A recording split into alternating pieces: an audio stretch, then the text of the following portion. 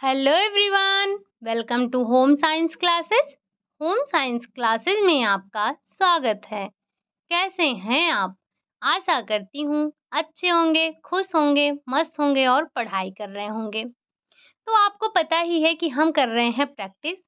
आज की जो हमारी प्रैक्टिस सेट है वो है प्रैक्टिस सेट नंबर 27, जिसमें हम डिस्कस करने वाले हैं टेक्सटाइल के क्वेश्चन।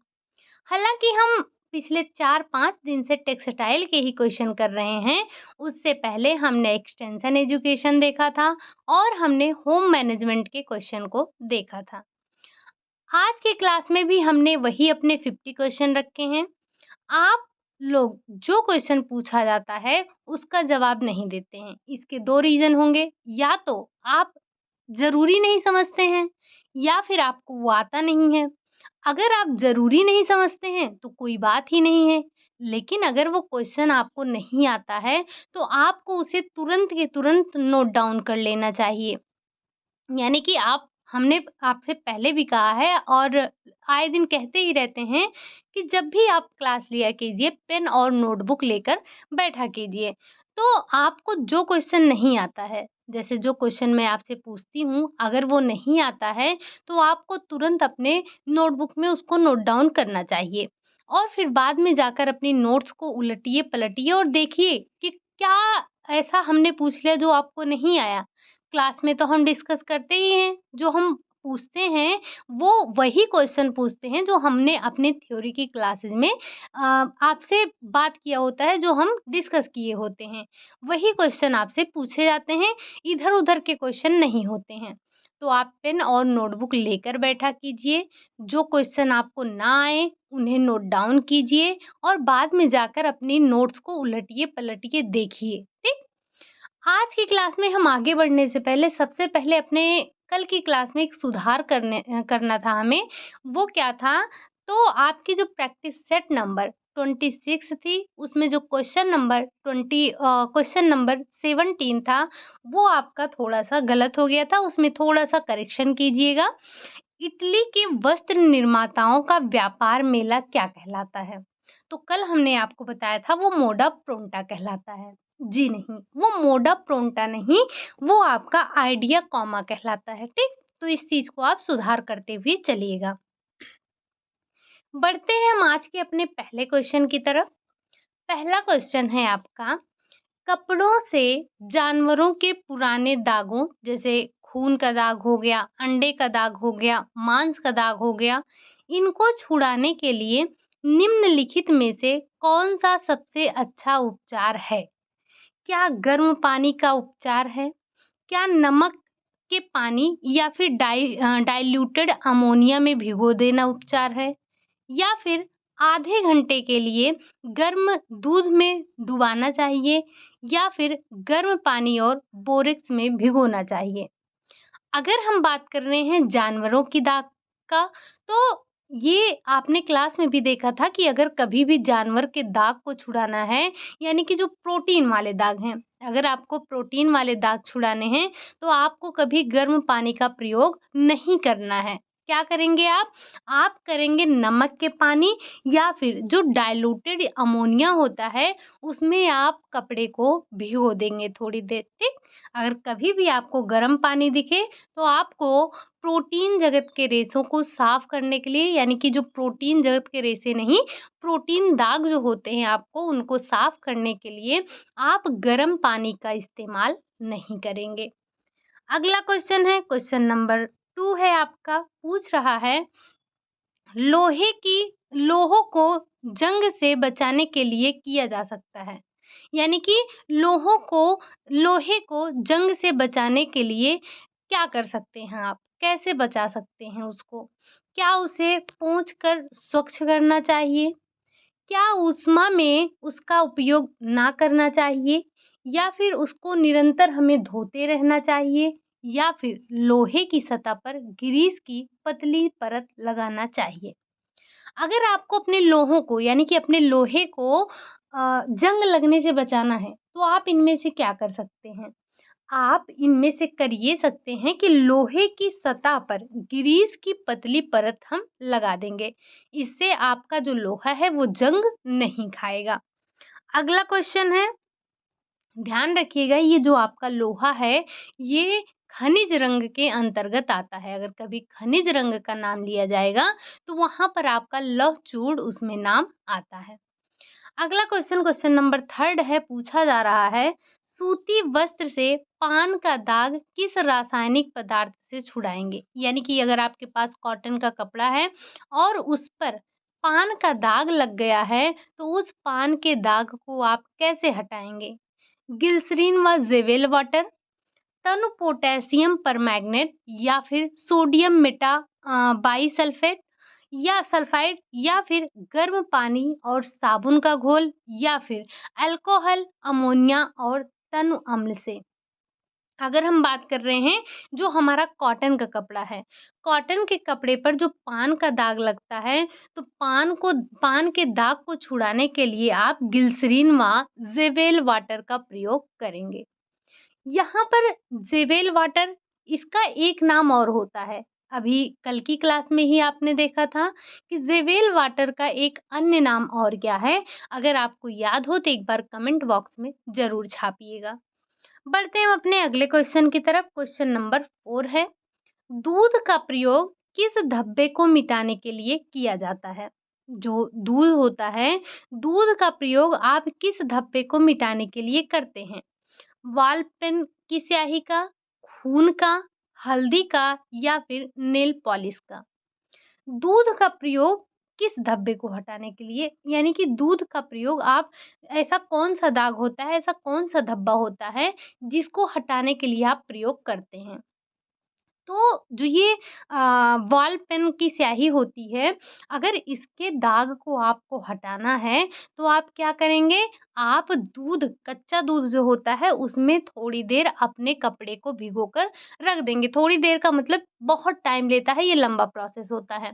लेकिन मैं आपके लिए ये बता दूँ, एक एक थोड़ी-सी जानकारी आपके लिए, अगर कभी भी आपके कपड़े में पेन का दाग लग गया है, जैसे हमारे पास पेन होता ही होता है, तो हम लिखें या ना लिखें, अपने नोटबुक में एक भी अक्षर लिखें या ना लिखें, लेकिन अपने कपड़ों पर ज़रूर लिख डालते हैं। या कि घर में छोटे बच्चे ही होंगे, तो आप देखेंगे वो आए दिन पेन गोज-गाज के आते ही रहते हैं। तो उनको छुड़ाना बड़ा मुश्किल होता है, ये जो डिटर्जेंट वगैरह होते हैं, इनसे छूटते नहीं हैं।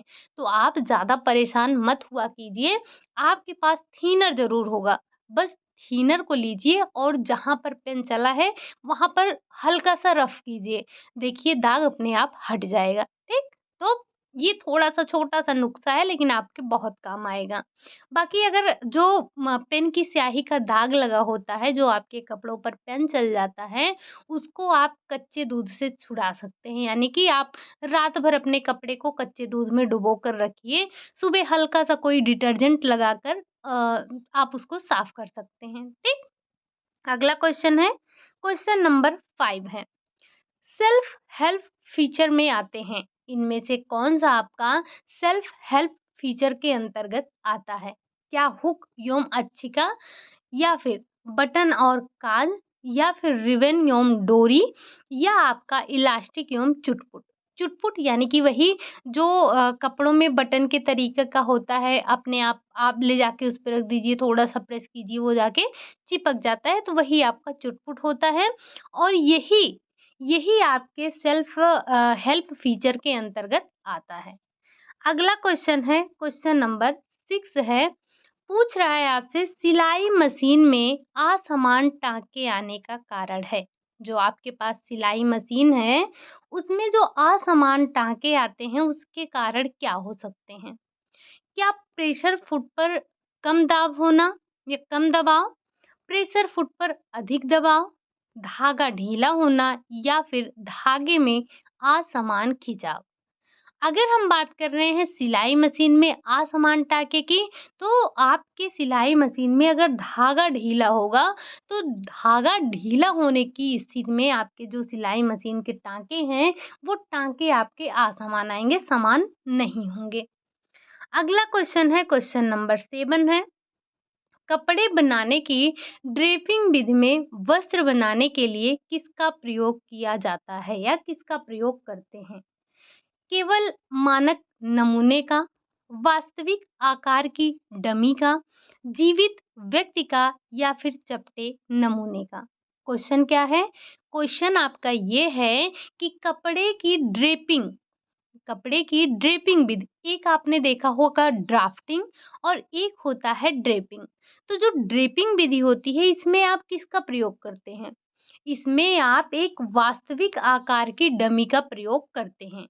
जैसे जब आपको कपड़ा तैयार करना है, आपने देखा होगा कि एक डमी डमी यानी कि जैसा जो पुतला होता है, वो उसको खड़ा कर देंगे और उसी में उसको पहना कर कपड़े को बनाते हैं। तो वो आपका ड्रेपिंग कहलाता है, ठीक? तो ड्रेपिंग विधि में आप किसका इस्तेमाल कर रहे हैं?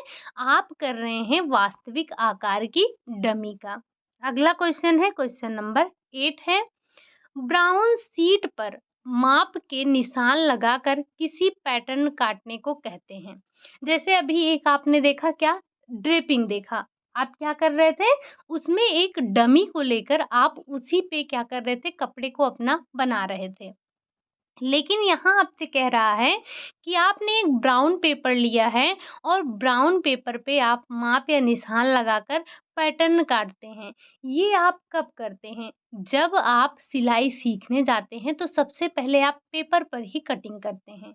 तो ये जो आपने पेपर शीट पर, जो ब्राउन शीट पर आपने जो निशान लगाकर पैटर्न बनाया है, इसे क्या कहते हैं? क्या इसे पेपर पैटर्न बोलते हैं? क्या इसे ड्राफ्टिंग बोलते हैं? क्या इसे ड्रेपिंग बोलते हैं? या फिर इसे डॉट मैनिपुलेशन बोलते हैं? तो ये जो हम ब्राउन पेपर पे यानी कि जो हमारा ब्राउन शीट है, ब्राउन शीट पर जो हमारे ये पैटर्न हैं, हम इनको काट कर बना रहे हैं, तो ये हमारे ड्राफ्टिंग कहलाते हैं, ठीक? ड्रेपिंग आपने देखा, वो जो अभी डमी को देखा था, वो आपका ड्रेपिंग हो जाता है और ये जो आप निशान लगाकर काटते हैं, ये आपका ड्राफ्टिंग के अंतर्गत आता है। अगला क्वेश्चन है, क्वेश्चन नंबर 9 है, निम्नलिखित में से ऊंट की प्रजाति है। आपको बताना है कि इनमें से ये इनमें से कौन-सी ऊंट की प्रजाति है? क्या लामा ऊंट है, अल्पाका ऊंट है, वेक्यूना ऊंट है या फिर उपरोक्त सभी? तो आपको पता है ये जो हमारा लामा है, ये ऊँट है। अल्पाका क्या है? ये भी हमारा ऊँट है, ऊँट की प्रजाति है। वेक्यूना क्या है? ये भी आपके ऊँट का ही प्रजाति है। आपको पता है कि दुनिया का सबसे महँगा कोट जो कि है आपका मिंक कोट, किससे बनाया जाता है? तो वो वेक्यूना से ही बनाया जाता है। मैं आपको बता दूँ कि जो अभी हमने 8 क्वेश्चन किए हैं, ये आपके किसी न किसी एग्ज़ाम के पीवाईक्यू थे। लेकिन अब जो आज से लेकर आपको ये जो 9वाँ क्वेश्चन है, यहाँ से लेकर आपको जो अगले 2-3 दिन तक जो प्रैक्टिस सेट मिलेगी, उसमें सारे के सारे सेल्फ मेड क्वेश्चन होंगे। यानी कि हो सकता है कि सेम टाइप का क्वेश्चन आपको पीवाईक्यू में ही मिल जाए, लेकिन जो मैं अब ये आपके प्रैक्टिस सेट बनाऊँगी, उसमें सारे के सारे जो भी होंगे आपके, वो सेल्फ मेड क्वेश्चन होंगे, ठीक? ये अब कहीं से अलग थोड़ी ना बनेगा, आपके पीवाईक्यू से ही मेल-जोल खाता हुआ होगा। तो आपको इसमें क्या बताना था? इसमें आपको बताना था कि ऊँट की प्रजाति कौन-सी है। तो ये सारे के सारे आपके ऊँट की ही प्रजाति होते हैं। आपको पता है कि जो हमें ऊन प्राप्त होता है, वो सिर्फ़ ऊँट से ही नहीं, ऊँट, भेड़, बकरी, खरगोश और हमारे पास पता नहीं कितनी प्रजातियाँ हैं जानवरों की, जिनसे हमें ऊन प्राप्त होता है। लेकिन हम आम तौर पर जनरली क्या पढ़ते हैं? हम ज़्यादातर भेड़, बकरी, ऊँट इन्हीं तीनों का पढ़ते हैं। कभी-कभी थोड़ा बहुत हम किसका खरगोश का भी पढ़ लेते हैं।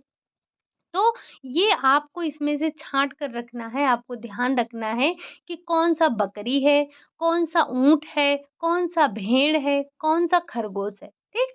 तो ये आपके 3 के तीनों किसमें आते हैं? ये 3 के तीनों आपके आते हैं ऊँट के अंतर्गत, ठीक?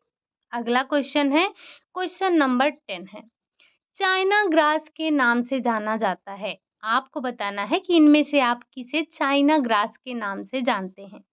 क्या वो सीसल है? क्या वो हेम्प है? क्या वो रेमी है? या फिर वो मनीला है? तो ये जो चाइना ग्रास होता है, ये रेमी जो है हमारा, रेमी को हम चाइना ग्रास के नाम से जानते हैं। रेमी हमारा नेटल के पौधे से प्राप्त होता है। ठीक? अगला क्वेश्चन है क्वेश्चन नंबर 11। तने वाले तंतु में सम्मिलित नहीं है। आपको बताना है कि इनमें से कौन सा तना वाला तंतु नहीं है। या अगर यहाँ तो आपसे साफ-साफ दिया गया है कि तने वाले तंतु नहीं हैं, अगर आपसे ये चारों ऑप्शन दिया है और यहाँ पर आपको दिया गया है कि निम्नलिखित में से भिन्न कौन-सा है। अगर कभी भी इस तरह से क्वेश्चन पूछा जाए, आपको पता होगा कि पूछे जाते हैं, तो आपको ध्यान क्या रखना है? सबसे पहले आप देखेंगे कि कहीं ये प्राकृतिक और कृत्रिम वाला लोचा तो नहीं है? अच्छा ठीक है, सारे के सारे प्राकृतिक हैं। फिर प्राकृतिक में आप देखेंगे कृत्रिम, खनिज और वानस्पतिक, वो भी आपको नहीं दिखेगा। फिर वानस्पतिक में आप आ जाएँगे और देखेंगे तना, पत्ती और बीज वाला मामला तो नहीं है। क्वेश्चन अगर भिन्न वाला बनेगा तो यहाँ से इस तरह से बनेगा। यहाँ पर आपसे पूछा गया है कि तने वाले तंतु में सम्मिलित नहीं है, तो आपको पता है कि लिनन आपका क्या है? तने से प्राप्त होता है। जूट ये भी तने से, हेम्प ये भी तने से, लेकिन ये जो कपास है आपका ये तने से नहीं प्राप्त होता है और ना ही ये आपको पत्ती से प्राप्त होता है। प्राप्त कहाँ से होता है? बीज से प्राप्त होता है। हमने 2 ऐसे पौधों को नाम सुना था जो कि हमें बीज से मिल रहे थे, 2 रेशों का। कौन-कौन सा? एक तो आपका कपास था और दूसरा आपका कापोक था। ठीक? अगला क्वेश्चन है क्वेश्चन नंबर 12 है। कपास के रेशे का व्यास होता है। कपास के रेशे का व्यास कितना होता है?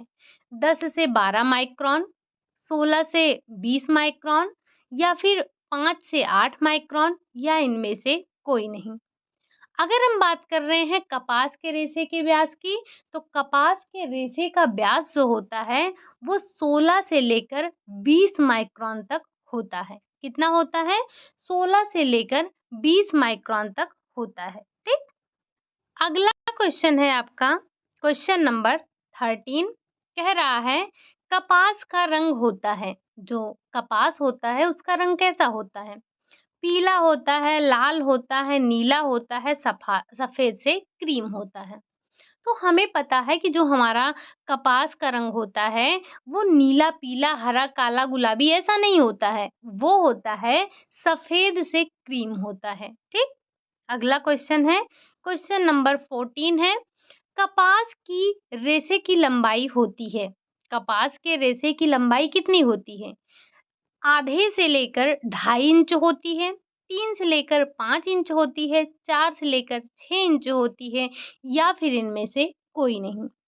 आपको पता होना चाहिए जो हमारा कपास है, ये हमारा कपास स्टेपल है।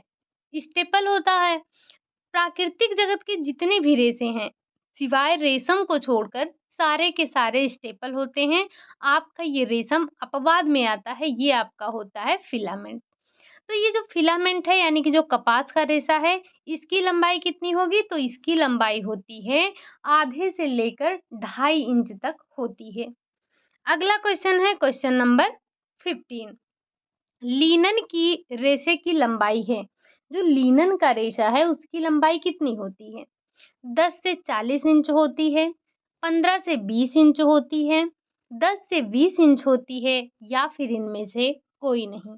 अगर हम लिनन की बात कर रहे हैं, तो लिनन के रेशे की लंबाई 10 से 40 इंच के बीच में होती है। अगला क्वेश्चन है क्वेश्चन नंबर 16 है, लिनन का व्यास होता है, जो लिनन का रेशा होता है उसका व्यास कितना होता है?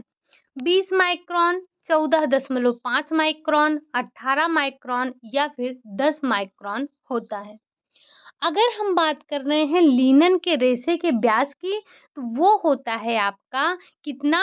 वो होता है आपका 14.5 माइक्रोन होता है। कितना होता है?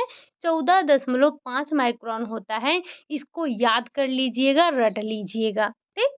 अगला क्वेश्चन है आपका क्वेश्चन नंबर 17 है, पूछ रहा है आपका नाइट्रोसेल्युलोज की खोज जॉर्ज एडमर्स ने किस सन में किया? यहाँ पर आपको 2 क्वेश्चन मिल गया क्या? कि एक तो जो नाइट्रोसेल्युलोज है उसकी खोज किसने की? तो जॉर्ज एडमर्स ने की। कब की? 1890, 1880, 1884 या फिर 1830। तो हमने ये अपनी जब हमने पहली या दूसरी ही क्लास ली थी तभी वहाँ पर देख लिया था ये नाइट्रोसेल्युलोज़ के बारे में। जो नाइट्रोसेल्युलोज़ है, इसकी खोज तो जॉर्ज एडमंड्स ने की थी, लेकिन किस सन में की थी? तो वो किया था 1884 में, ठीक? अगला क्वेश्चन है, क्वेश्चन नंबर 18 है, कह रहा है 1890 में एल.एच. देस्प्सीज ने बनाया था। क्या बनाया था? ये सारे के सारे आपके नाइट्रोसेल्युलोज़ से ही निर्मित है। विस्कोस रेयॉन ये जो रेयॉन है उसी से निर्मित है। निर्मित नहीं मतलब रिलेटेड है। तो जो 1890 में एल.एच. देस्प्सीज ने बनाया था, क्या बनाया था? नाइट्रोसेल्युलोज़ बनाया, क्यूप्रामोनियम बनाया या फिर वो विस्कोस रेयॉन बनाया या इनमें से कोई नहीं। तो जो एल.एच. देस्प्सीज थे, इन्होंने 1890 में क्यूप्रामोनियम बनाया। क्या बनाया? क्यूप्रामोनियम बनाया था, ठीक? अगला क्वेश्चन है, क्वेश्चन नंबर 19। रेयॉन बनाने की विधि पढ़ रहे हैं आप, ठीक? वेबर क्रॉस योम मॉडल ने निम्नलिखित में से किसकी खोज की? किस विधि की खोज की?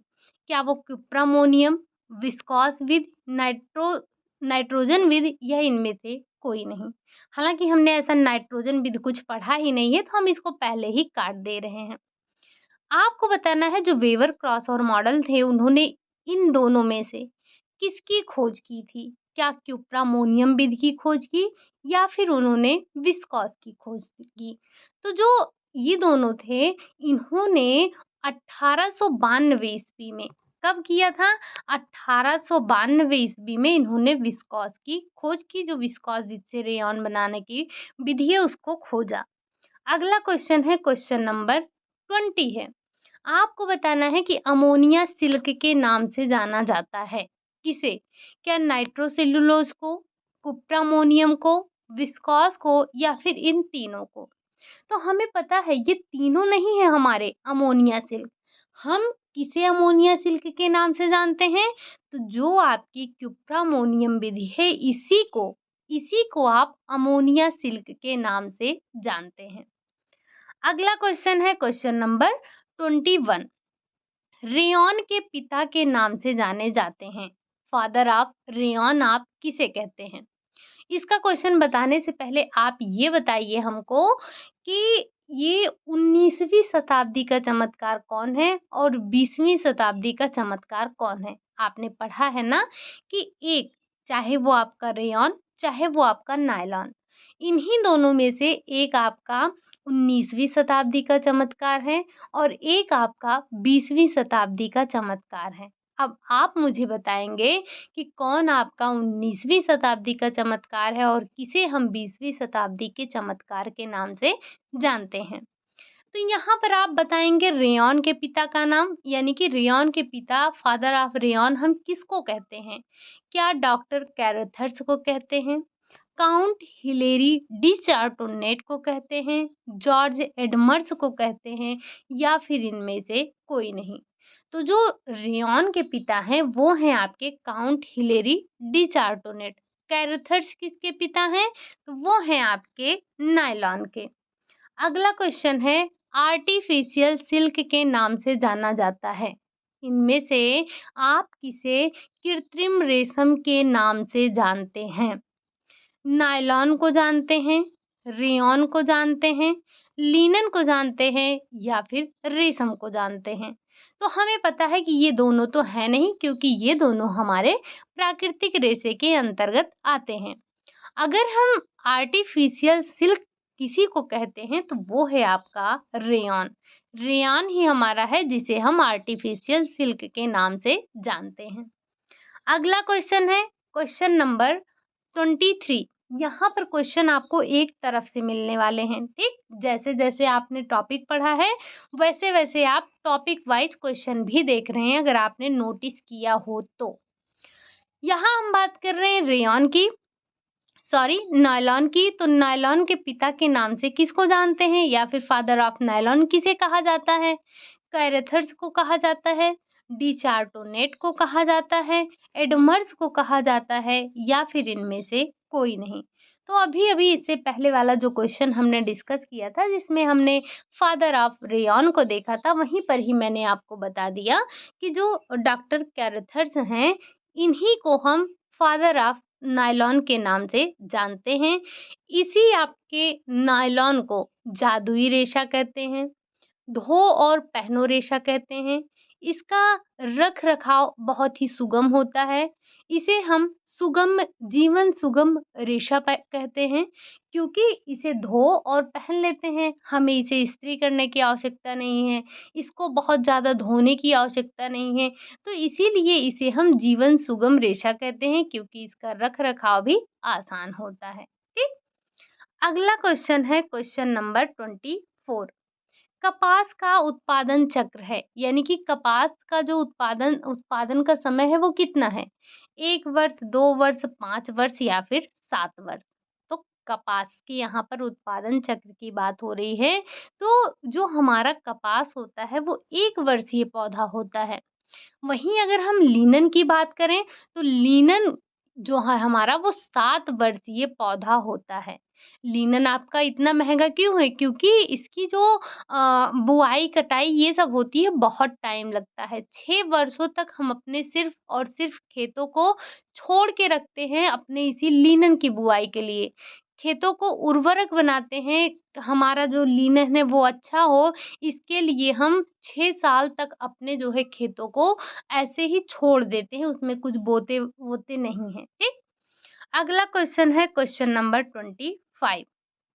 कपास के पेड़ की लंबाई होती है, यानी कि जो आपका कपास का पौधा होता है, ये कपास का पेड़ कितना लंबा होता है? 10 से 12 फीट, 3 से 5 फीट, 8 से 10 फीट या फिर इनमें से कोई नहीं। तो जो हमारा कपास का पौधा होता है, वो हमारा 3 से लेकर 5 फीट तक होता है, ठीक? अगला क्वेश्चन क्वेश्चन नंबर 26 है आपका। कपास के लिए किस प्रकार की मिट्टी की आवश्यकता होती है? जो आपका कपास है, कपास कौन-सी मिट्टी में अच्छा होता है? अम्ल युक्त काली मिट्टी, क्षार युक्त काली मिट्टी, अम्ल युक्त सफेद मिट्टी या फिर अम्ल युक्त पीली मिट्टी। तो ये तो हम सभी जानते हैं कि जो हमारा कपास होता है, कपास काली मिट्टी में अच्छा होता है। लेकिन अब यहाँ पर एक और आपको ध्यान रखना है, अम्ल या क्षार पे। हालाँकि हमने क्लास में ये डिस्कस किया है कि अम्ल अम्ल युक्त मिट्टी चाहिए या क्षार युक्त। तो जो आपका कपास है, कपास के लिए क्षार युक्त काली मिट्टी की आवश्यकता होती है। अगला क्वेश्चन है क्वेश्चन नंबर 27। भारत, चीन, जापान, यहाँ पर जो कपासें उगाई जाती हैं, उन्हें आप क्या कहते हैं? क्या उसे अपलैंड कपास कहते हैं? क्या उसे एशियाई कपास कहते हैं? या फिर उसे मिश्र कपास कहते हैं या फिर इनमें से कोई नहीं? तो जो भारत, चीन, जापान, यहाँ सब जो ये कपास उगाए जाते हैं, इन्हें आप एशियाई कपास के नाम से जानते हैं। कपास उत्पादन वाला पहला देश कौन-सा है? कपास का उत्पादन करने वाला या कहें तो कपास का जनक किसे कहा जाता है? एक बार कमेंट बॉक्स में ज़रूर छापिएगा। साथ ही साथ ये भी बताइएगा कि जो ये आपका चीन है, ये चीन किसका जन्मदाता माना जाता है? कपास का, लिनन का, रेशम का, किसका? अगला क्वेश्चन है क्वेश्चन नंबर 28। मेक्सिको और यूएस में पाए जाने वाले कपास को कहते हैं। जो मेक्सिको और यूएस में कपास उगाए जाते हैं, उन्हें क्या कहते हैं? उन्हें समुद्र द्वीप कपास कहते हैं, उन्हें मिस्री कपास कहते हैं, अपलैंड कपास कहते हैं या फिर इनमें से कोई नहीं। अगर हम बात कर रहे हैं मेक्सिको और यूएस के कपास की, तो मेक्सिको और यूएस के कपास को अपलैंड कपास के नाम से जाना जाता है। अगला क्वेश्चन है क्वेश्चन नंबर 29 है। जॉर्जिया के तट पर पैदा होने वाले कपास को क्या कहते हैं? अपलैंड कपास, एशियाई कपास, समुद्र द्वीप कपास या फिर उपरोक्त सभी? तो आपको पता है उपरोक्त सभी होगा नहीं, अपलैंड और एशियाई अभी-अभी हमने देखा है। बचा क्या? बचा आपका समुद्र द्वीप कपास। तो जो जॉर्जिया के तट पर कपास उत्पन्न किए जाते हैं, पैदा किए जाते हैं, उन्हें आप समुद्र द्वीप कपास के नाम से जानते हैं। अगला क्वेश्चन है, क्वेश्चन नंबर 30 है, म्यूल कताई का आविष्कार क्रॉम्पटन द्वारा कब किया गया? ध्यान रखिएगा, म्यूल कताई का आविष्कार किसने किया? क्रॉम्पटन ने किया। किस सन में किया? क्या 1764 में किया? क्या 1769 में किया? क्या 1779 में किया या फिर 1785 में किया? अगर हम बात कर रहे हैं म्यूल कताई, तो म्यूल कताई का आविष्कार 1779 में हुआ था। किसके द्वारा? क्रॉम्पटन के द्वारा। अगला क्वेश्चन है, क्वेश्चन नंबर 31 है, पावर लूम का आविष्कार किसके द्वारा किया गया? ये जो पावर लूम है, पावर लूम का आविष्कार किसके द्वारा हुआ? क्या कार्टराइट के द्वारा हुआ, क्रॉम्पटन के द्वारा हुआ, आर्कराइट के द्वारा हुआ या फिर इनमें से कोई नहीं? तो पावर लूम के जो आविष्कारक हैं वो हैं आपके कार्टराइट। अगर आपने क्लास नहीं ली है टेक्सटाइल की, तो इन सभी चीज़ों को नोट डाउन करते हुए चलिएगा। अगला क्वेश्चन है, क्वेश्चन नंबर 32, कपास के छोटे तंतु को कहते हैं, जो कपास के छोटे तंतु होते हैं उन्हें क्या कहते हैं? नाइल कहते हैं, कॉम्बिंग कहते हैं, कार्डिंग कहते हैं या फिर इनमें से कोई नहीं? तो जो कपास के छोटे तंतु होते हैं, आपको पता ही है कि कपास हमारे स्टेपल होते हैं। तो ये जो छोटे तंतु होते हैं, इसमें इन्हें हम नाइल के नाम से जानते हैं। क्या कहते हैं? इन्हें हम नाइल के नाम से जानते हैं। ठीक। अगला क्वेश्चन है आपका क्वेश्चन नंबर 33। आज के क्वेश्चन बड़े छोटे-छोटे हैं लेकिन आपको याद करने वाले हैं। यानी कि यहाँ से आपको सारी चीज़ें याद कर लेनी है। कपास में सेलुलोज की मात्रा होती है। कपास में कितने प्रतिशत आपका सेलुलोज पाया जाता है? 10%, 50%, 90% या फिर 60%? तो जो आपका कपास होता है, कपास में सेलुलोज की मात्रा होती है 90%। ये आपके सेलुलोजिक जगत के रेशे होते हैं। कौन? कपास। अगला क्वेश्चन है, क्वेश्चन नंबर 34 है, कपास किस रंग की लौ के साथ जलता है? अगर जब आप इसका दहन परीक्षण करते हैं कपास का, तो क्या होता है? तो दहन परीक्षण में आपको ये मिलता है कि जो कपास है वो किस लौ के साथ जलता है? लाल, नीला, पीला, सफेद।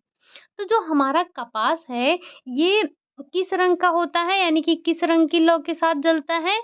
ये पीले लौ के साथ में जलता है। लाल, नीला, हरा ऐसा कुछ भी नहीं है। अगला क्वेश्चन है, क्वेश्चन नंबर 35 है, कपास पर चमक के लिए कौन सी परिचर्या की जाती है? जो कपास होता है आपका, जब ये तैयार होता है तो इसमें कोई चमक नहीं होती है। इस पर चमक लाने के लिए हमें एक अलग से परिचर्या करनी होती है। आपको पता है कि जो हमारे कपड़े बनकर तैयार होते हैं तो वो पहनने योग्य नहीं होते हैं। उन पर हमें फिनिशिंग करनी पड़ती है, रंगाई, छपाई और आपका कढ़ाई, ये सारी की सारी आपके अ, फिनिशिंग के अंतर्गत आते हैं। तो आप इनमें क्या करते हैं, इनमें चमक लाते हैं, इनकी रंगाई करते हैं, इन पर छपाई करते हैं, इनको सीधा करते हैं। ये सारी की सारी चीज़ें परिचर्या के अंतर्गत आती हैं। तो जो कपास होता है, उसमें चमक लाने के लिए आप कौन-सी परिचर्या करते हैं? कार्बोनाइज़िंग, मर्सराइज़िंग, कॉम्बिंग या फिर कार्डिंग।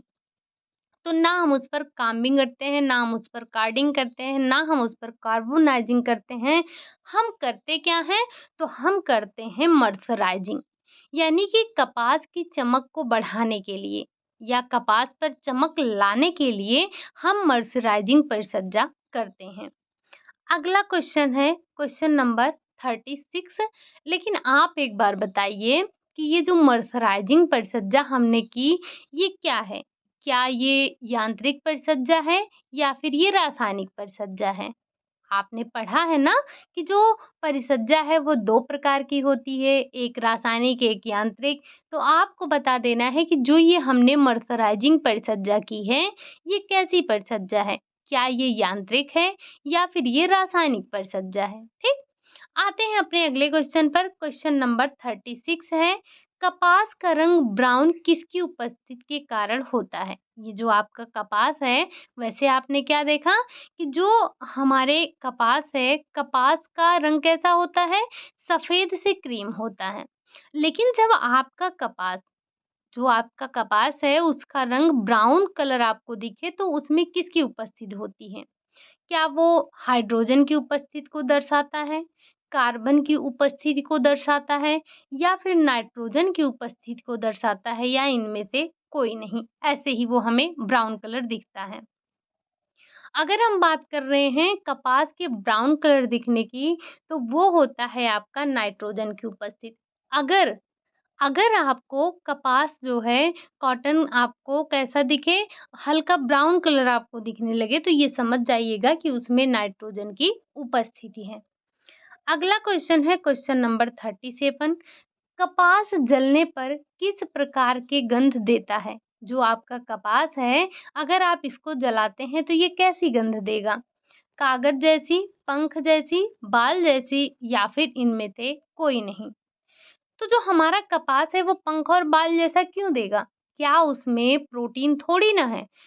हमारे बालों में कौन-सा प्रोटीन होता है? सबसे पहले तो आप हमें ये बता दीजिए। आपके बाल, आपके नाखून, इनमें ये हमारा जो हमारे बाल होते हैं, हमारे नाखून हैं, ये सब हमारे किसके बने हैं? प्रोटीन के बने हैं। तो ज़रा आप बताइए कि हमारे बाल और नाखून किस प्रोटीन के बने होते हैं? यहाँ हम बात कर रहे हैं कपास के जलने पर, तो जो कपास है, कपास का रेशा जलने पर आपको कागज के जलने की जैसी गंध देता है। अगला क्वेश्चन है क्वेश्चन नंबर 38। केंद्रीय कपास अनुसंधान संस्थान कहाँ है? हम बात कर रहे हैं केंद्रीय कपास अनुसंधान संस्थान की कहाँ है? क्या ये पंजाब में है, उत्तर प्रदेश में है, महाराष्ट्र में है या फिर राजस्थान में है? तो केंद्रीय कपास अनुसंधान संस्थान जो है वो आपका है महाराष्ट्र में। अगला क्वेश्चन है क्वेश्चन नंबर 39 है, लिनन में पाया जाने वाला गोंद है। आपने क्या पढ़ा है कि ये जो लिनन होता है इसमें एक प्रकार का गोंद पाया जाता है। क्या है? क्या वो सेरेसिन गोंद है या फाइब्रिन गोंद है या फिर पेक्टिन है या इनमें से कोई नहीं? तो सबसे पहले ध्यान रखिएगा ये जो सेरेसिन गोंद है ये किस में पाया जा रहा है? रेशम में। उसी में हमारा फाइब्रिन प्रोटीन है, ये गोंद नहीं है। फाइब्रिन क्या है? आपका प्रोटीन है जो कि कहाँ पाया जा रहा है? रेशम में।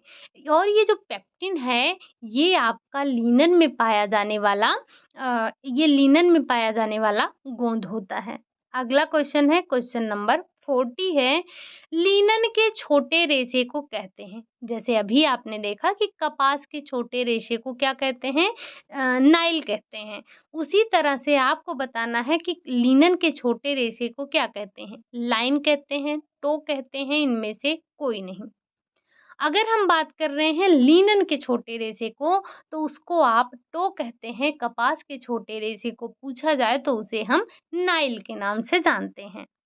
अगला क्वेश्चन है क्वेश्चन नंबर 41 है, लिनन को गलाने के लिए निम्नलिखित में से किसका उपयोग किया जाता है?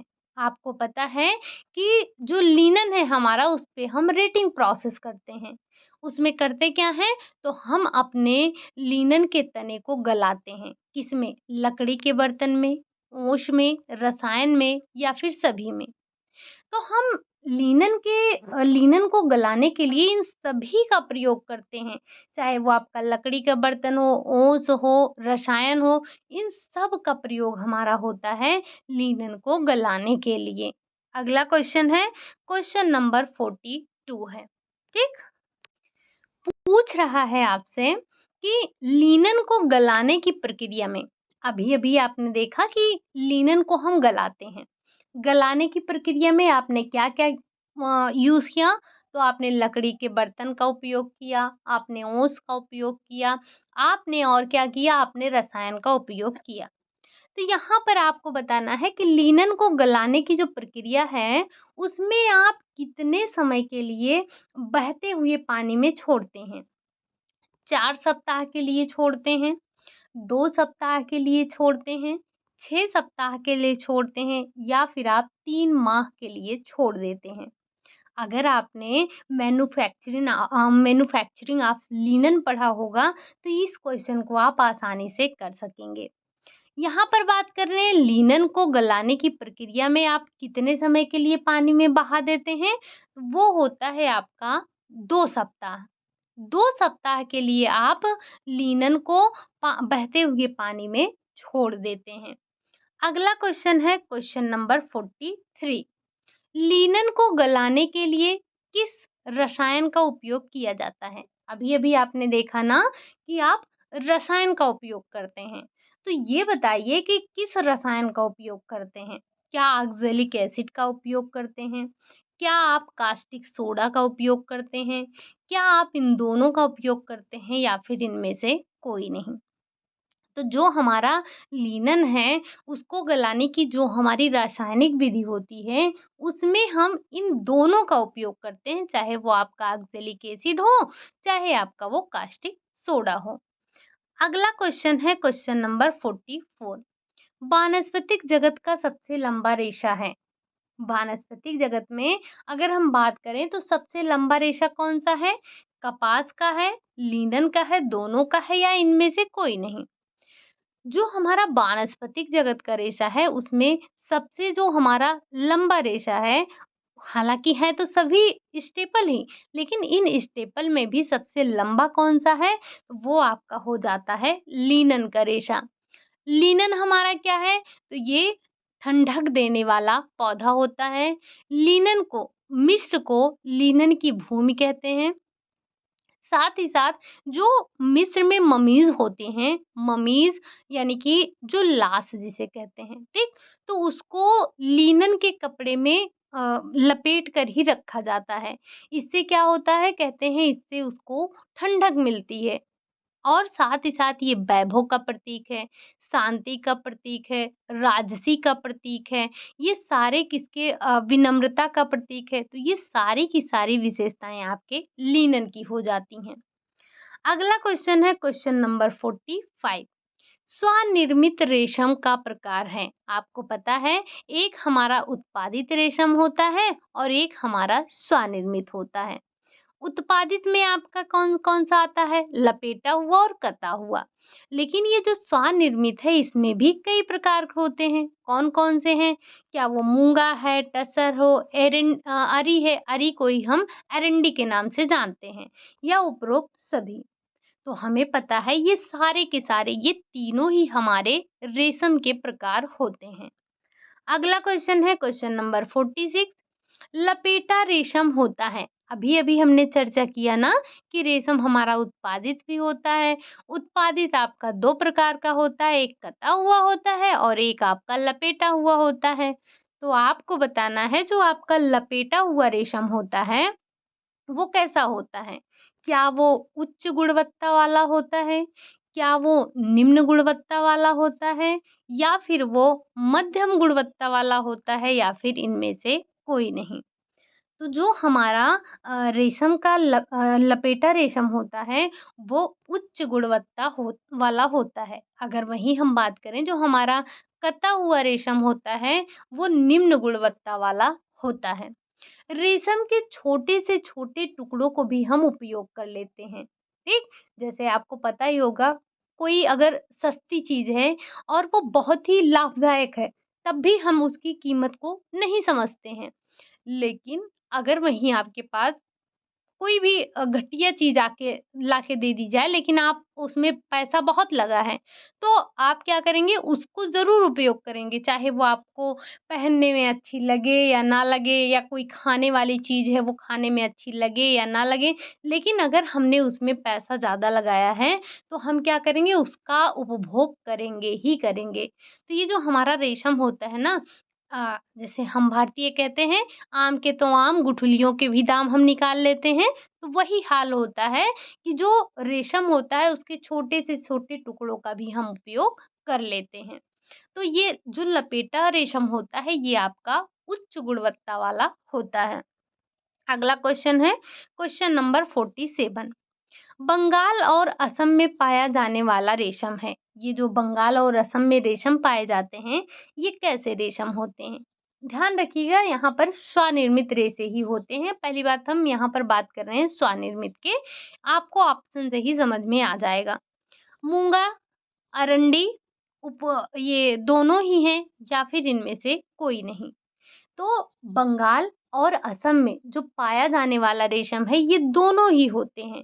ये बंगाल और ये जो असम, इन दोनों जगहों पर जो रेशम पाया जाता है वो आपका होता है एरंडी, जिसे हम एरी रेशम के नाम से भी जानते हैं। ठीक। अब ऐसा नहीं है कि जो आपका एक जगह पर पाया जा रहा है वो कहीं और नहीं पाया जाएगा। होता है, लेकिन जहाँ का ध्यान रखना है उसे हम ध्यान रखेंगे। अगला क्वेश्चन है क्वेश्चन नंबर 48। लपेटा रेशम की लंबाई होती है, आपको पता है लपेटा रेशम हमारा क्या है? ये उच्च गुणवत्ता वाला है, इसकी क्वालिटी अच्छी होती है। आपको बताना है कि लपेटा रेशम की लंबाई कितनी होती है? 500 से 800 मीटर, 300 से 1800 मीटर, 200 से 300 मीटर या फिर इनमें से कोई नहीं। अगर हम बात कर रहे हैं लपेटे रेशम की लंबाई की, तो इसकी जो लंबाई होती है वो 300 से लेकर 1800 मीटर होती है। ठीक? आपको पता ही है कि रेशम हमारा प्राकृतिक जगत का ये प्राकृतिक जगत का सबसे लंबा रेशा है। यही ऐसा रेशा है, एकमात्र ऐसा रेशा है जिसका मापन हम मीटर में करते हैं। ठीक। अगला क्वेश्चन है क्वेश्चन नंबर 49। ससमीरा की स्थापना कब हुई? सबसे पहले आप स्थापना तो मैं बताऊंगी ही बताऊंगी, लेकिन उससे पहले आप ससमीरा का फुल फॉर्म एक बार कमेंट बॉक्स में छाप दीजिए। ससमीरा की स्थापना कब हुई? 10 जनवरी, 12 जनवरी 1950, 10 जनवरी 1950, 18 जनवरी 1980 या फिर 10 दिसंबर 1960। तो जो ससमीरा का स्थापना दिवस है वो कब है? वो है आपका 12 जनवरी 1950 है। कब है? 12 जनवरी 1950। आखिरी क्वेश्चन है आपका, वाइल्ड सिल्क से निर्मित वस्त्र है। ये जो आपका वाइल्ड सिल्क है, इससे कौन से वस्त्र निर्मित किए जाते हैं? क्या रजह है, तुषार है, पोजी है या फिर उपरोक्त सभी? ध्यान रखिएगा कि ये जो वाइल्ड सिल्क होते हैं, ये वाइल्ड सिल्क यानी कि वही जो हमारे स्वनिर्मित सिल्क हैं, उन्हीं को हम वाइल्ड सिल्क के नाम से भी जानते हैं, कंफ्यूज होने की ज़रूरत नहीं है। तो जो हमारा वाइल्ड सिल्क होता है, उससे हम ये सारे के सारे निर्मित करते हैं। तो रजा है, तुषार है, पोजी है, ये सारे के सारे हमारे वाइल्ड सिल्क के द्वारा निर्मित वस्त्र होते हैं। ठीक। ये थे हमारे आज के 50 क्वेश्चन। उम्मीद है कि ये सेशन आपको पसंद आया होगा, क्वेश्चन आपको पसंद आए होंगे। क्वेश्चन आपके नए रखने की कोशिश की गई थी। इसमें जो आपके स्टार्टिंग से 7, 8 से 9 क्वेश्चन थे, वही आपके पीवाईक्यू के थे। हालाँकि ये भी क्वेश्चन आपके पीवाईक्यू में आ चुके हैं, लेकिन इनका लैंग्वेज थोड़ा अलग है। ठीक? तो ये हमारे 50 क्वेश्चन थे। क्वेश्चन आपको कैसे लगे? कमेंट बॉक्स में ज़रूर छापिएगा। अगर अच्छा लगा हो तो लाइक कर दीजिएगा, चैनल को सब्सक्राइब कर लीजिएगा। साथ ही साथ आप कमेंट करना मत भूलिएगा। मैं आपसे ये रोज़ कहती हूँ कि जो क्वेश्चन आपसे पूछा जाता है उसका जवाब ज़रूर दिया कीजिए। जो अभी मैंने लास्ट में आपसे ससमीरा का पूछा, उसके बारे में भी आप ज़रूर मुझे बताइएगा। साथ ही साथ एक क्वेश्चन और आप नोट डाउन करिएगा, मुझे बताइएगा, इज़रा इज़रा का फुल फॉर्म क्या है? ठीक? चलिए फिर आज के लिए यही इतना रखते हैं। क्लास आपको कैसी लगी? अगर अच्छी लगी हो तो लाइक वाइक करिएगा। मिलते हैं नेक्स्ट क्लास में, तब तक के लिए बाय बाय, टेक केयर।